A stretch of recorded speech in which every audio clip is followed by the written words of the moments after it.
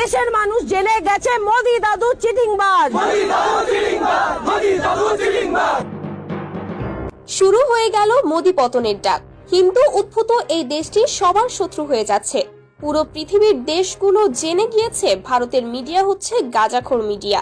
ভারতের রাজনৈতিক অঙ্গনে এখন উত্তাল পরিস্থিতি।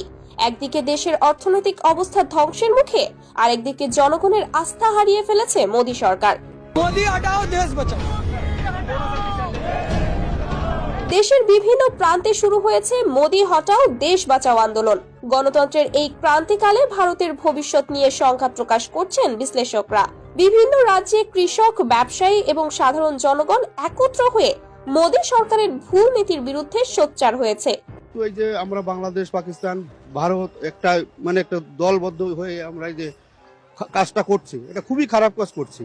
সবাই মিলেমিশে থাকা উচিত আমার পক্ষে, কিন্তু এরা যেটাই করছে এটা খুব অন্যায় কাজ করছে, এটা সংশোধন করা উচিত। দিল্লি, কলকাতা, মুম্বাই সহ বড় বড় শহরে পোস্টারে লেখা মোদি হটাও গণতন্ত্র বাঁচাও, এগুলো 11টি ভাষায় ছাপা হয়েছে এবং পুরো দেশে ছড়িয়ে পড়েছে।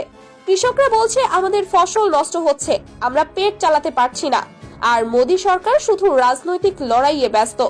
বিরোধী দলগুলো এবার মোদি সরকারকে ক্ষমতা থেকে সরাতে সর্বোচ্চ প্রচেষ্টা চালাচ্ছে। কংগ্রেস, পিডিএস এবং অন্যান্য আঞ্চলিক দলগুলো একসাথে কাজ করছে। তাদের দাবি মোদি সরকারের পতন না হলে ভারতের গণতন্ত্র ধ্বংস হয়ে যাবে।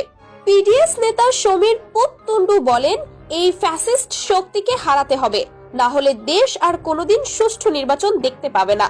কান খুলে শোন বলছি, আজ বিজেপি দাঙ্গাবাজ। আম জনতা বলছে দেখো মোদি দাদু চিটিং